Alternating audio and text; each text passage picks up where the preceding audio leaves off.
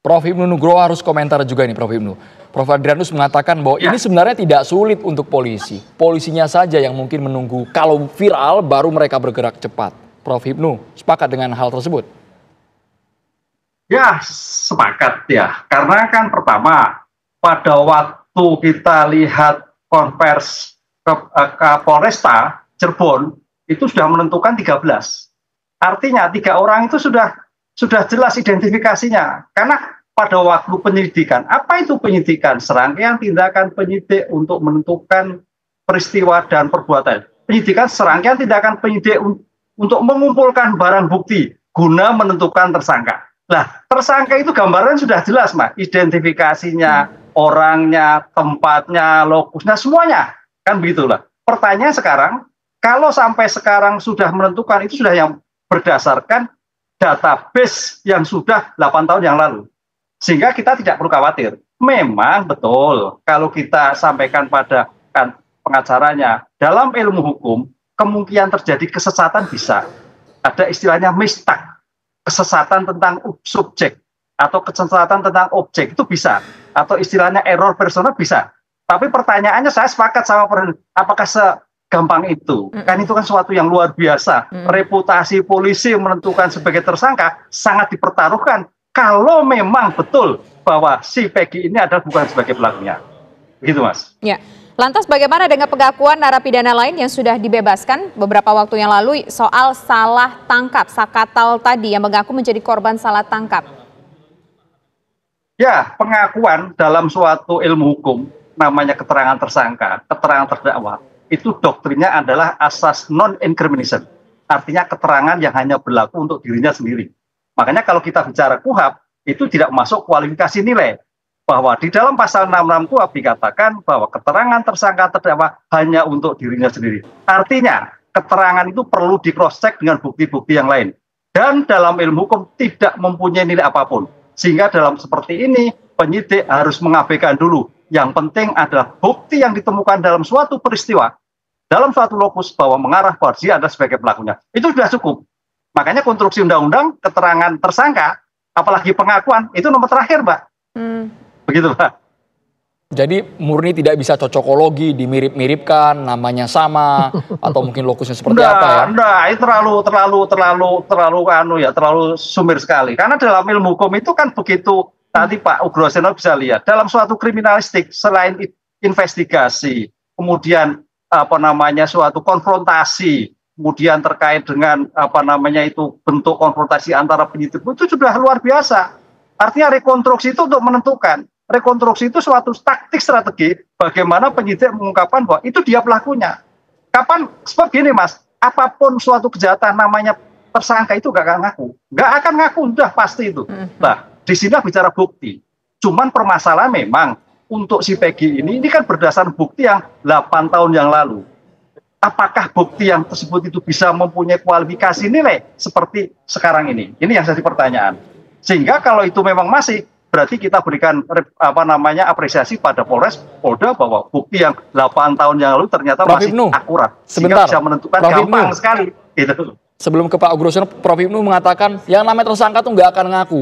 Tapi Pak, di waktu yang bersamaan Sakatal itu dipaksa untuk mengaku, Pak. Pernyataan dari dia. Disiksa kalau nggak ngaku, Pak.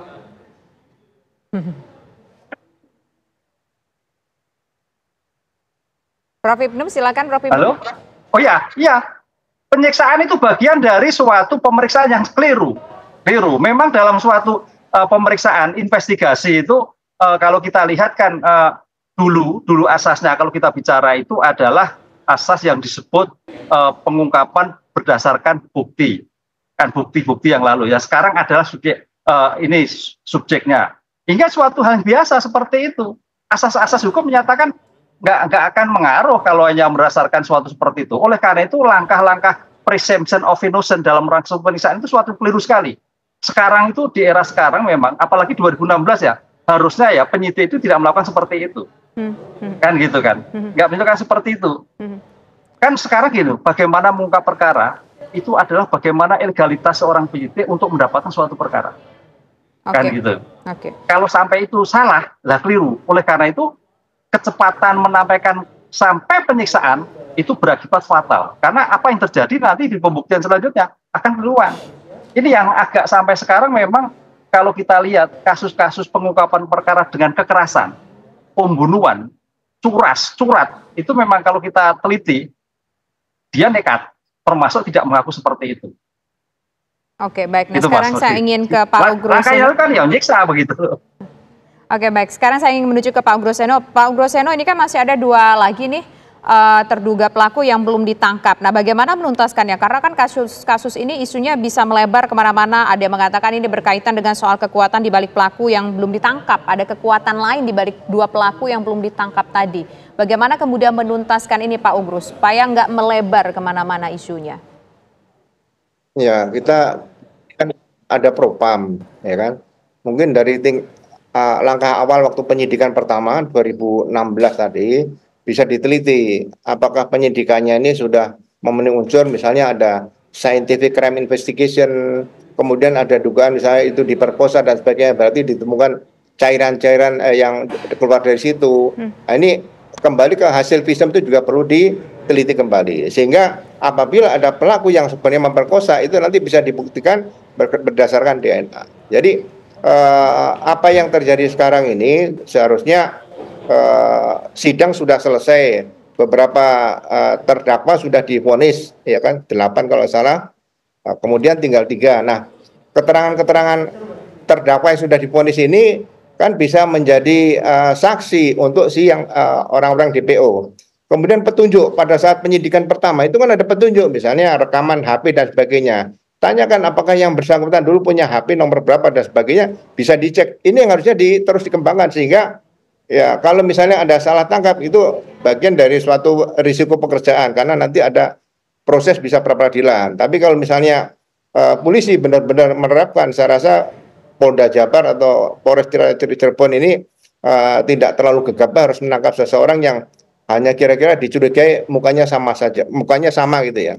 Tapi saya rasa sudah dilengkapi dengan hasil-hasil proses waktu penyidikan awal tahun 2016 tersebut. Itu menjadi dokumen penting untuk persidangan nanti, karena alat-alat bukti tadi harus bisa dibuktikan di pengadilan untuk yang 3 DPO.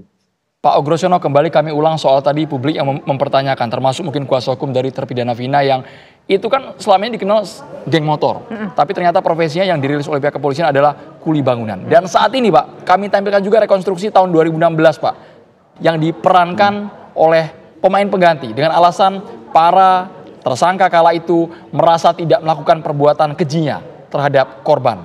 Bagaimana Pak Ugroseno melihatnya Pak?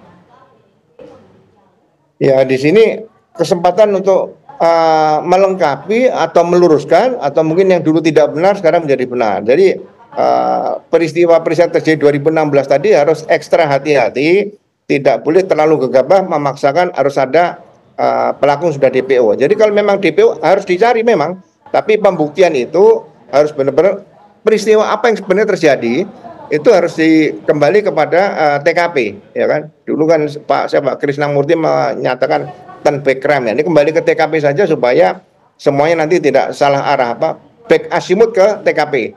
Nah, kalau berita acara pemeriksaan setelah olah TKP itu yang harusnya dipegang oleh para penyidik atau aparat kepolisian yang sekarang sedang bertugas untuk mencari DPO tadi.